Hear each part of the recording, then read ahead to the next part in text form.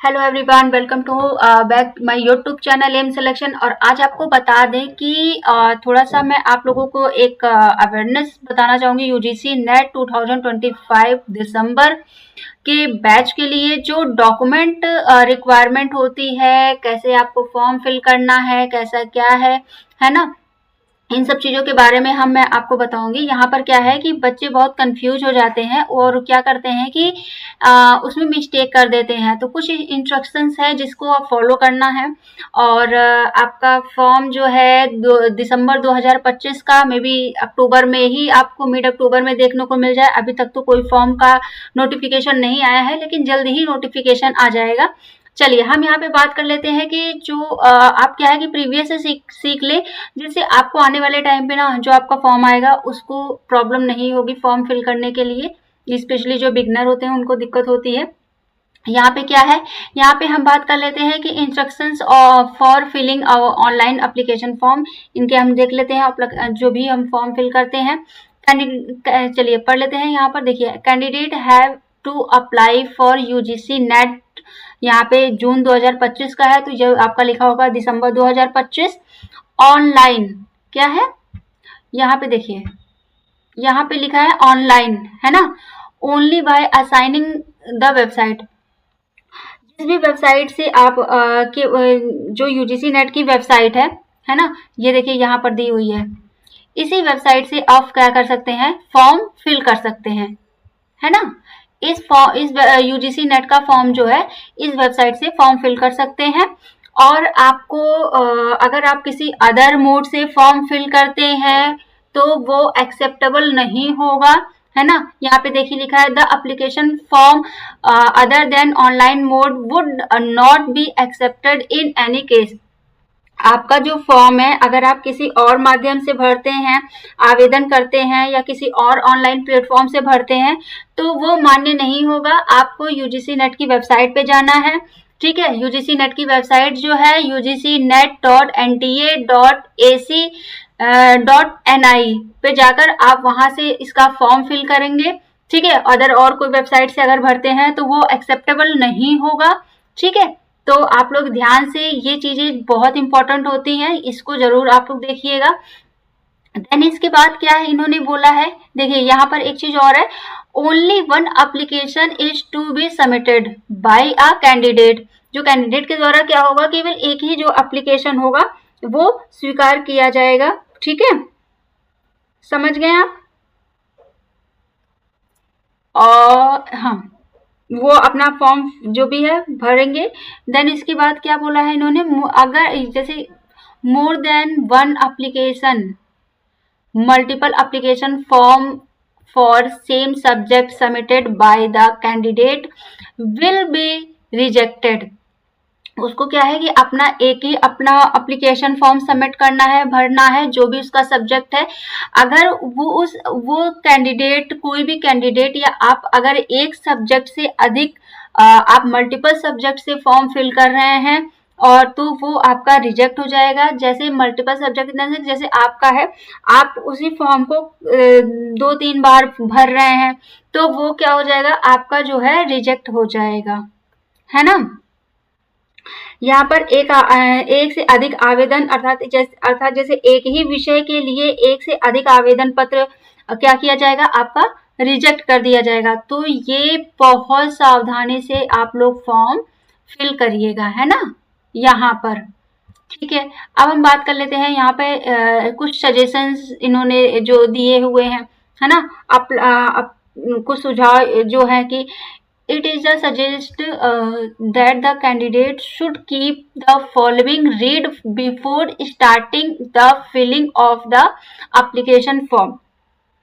मतलब इनका है कि जो एप्लीकेशन फॉर्म भरने से पहले जो है आपको क्या है, जो भी इंस्ट्रक्शंस दिए हैं, उस जो भी सुझाव दिए हैं, सजेस्ट दिए गए हुए हैं, उसको क्या है आपको पहले उसे क्या है कि आप उसे पहले देख लीजिए, है ना, रीड कर लीजिए, पढ़ लीजिए। फिर उसके बाद आप इस क्या है फॉर्म फिल करना स्टार्ट करिए, ठीक है। जैसे यहाँ पर हम देख लेते हैं क्या क्या फॉर्म का है। देखिए, before beginning the process of filling the online application form, read information bulletin carefully, keep ready required documents and follow the following instructions. आपको क्या है कि ऑनलाइन आवेदन पत्र भरने की प्रक्रिया शुरू करने से पहले सूचना यानी कि बुलेटिन को ध्यान पूर्वक पढ़ें। जो आपका बुलेटिन वाला पार्ट होता है ना, उसको ध्यान पूर्वक पढ़ के और जो भी डॉक्यूमेंट रिक्वायर्ड है उसे तैयार रखें और उसके बाद क्या है, उसके जो भी इंस्ट्रक्शंस दिए हुए हैं उसको फॉलो करते हुए आप अपने फॉर्म को फिल करें, है ना।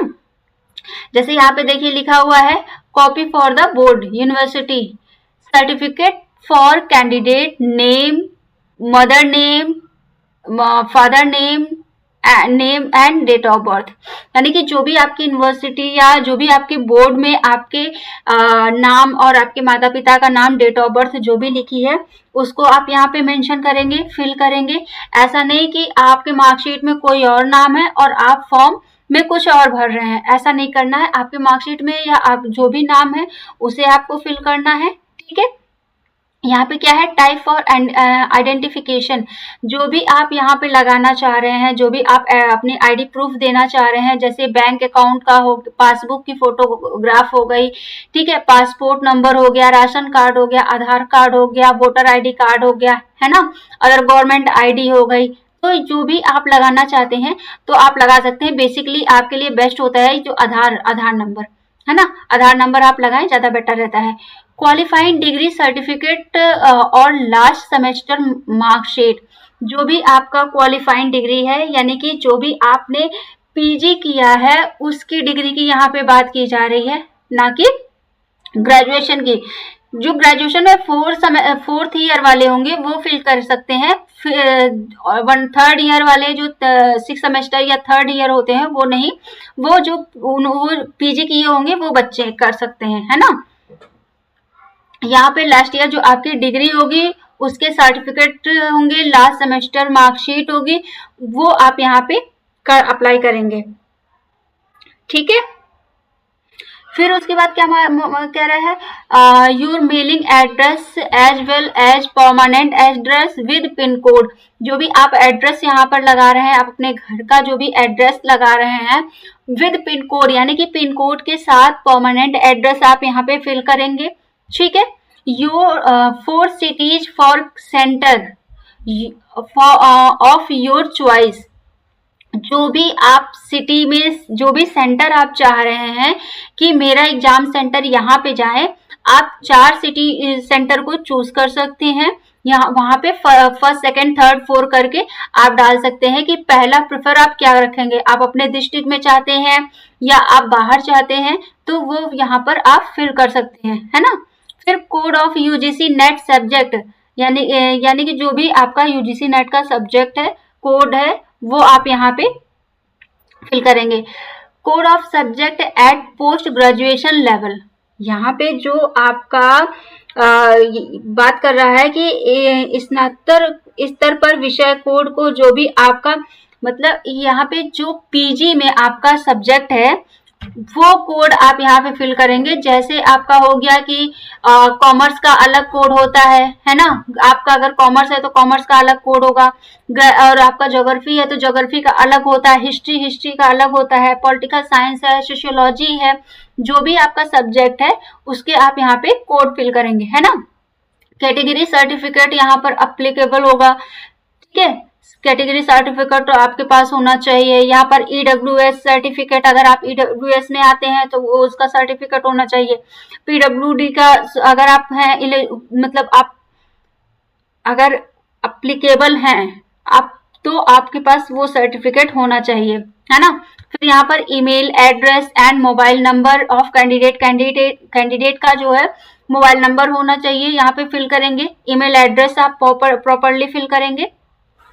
देन इसके बाद आप यहाँ पर क्या कर सकते हैं कि scanned image in JPG JPEG format only, यहाँ पे आप जो भी आप अपनी फोटोग्राफ्स जो है आप अपलोड करेंगे तो वो आपके जीपीजी में होना चाहिए या फिर जेपीईजी में होना चाहिए। इस फॉर्मेट में आप अपने फॉर्म उसको जो फोटो होती है ना उसे क्या कर सकते हैं आप यहाँ पर अपलोड करते हैं।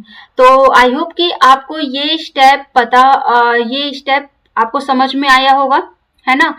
ये सावधानी आप लोग जरूर बरतिएगा कि आपको जो भी फॉर्म भरना है उसे एक ही बार में एक ही सब्जेक्ट चूज करना है। आप यहाँ पे 10 सब्जेक्ट मतलब एक से ज्यादा सब्जेक्ट नहीं चूज कर सकते हैं। जो भी आपका पोस्ट ग्रेजुएशन में सब्जेक्ट रहा है आप उसे ही चूज करके और फॉर्म फिल करिएगा। तो आई होप आपको ये जानकारी समझ में आई होगी। नेक्स्ट वीडियो में हम मिलेंगे नेक्स्ट टॉपिक के साथ और एक नई सूचना के साथ आपके साथ मिलेंगे। तब तक के लिए रखते हैं। Thank you so much. Bye bye, take care.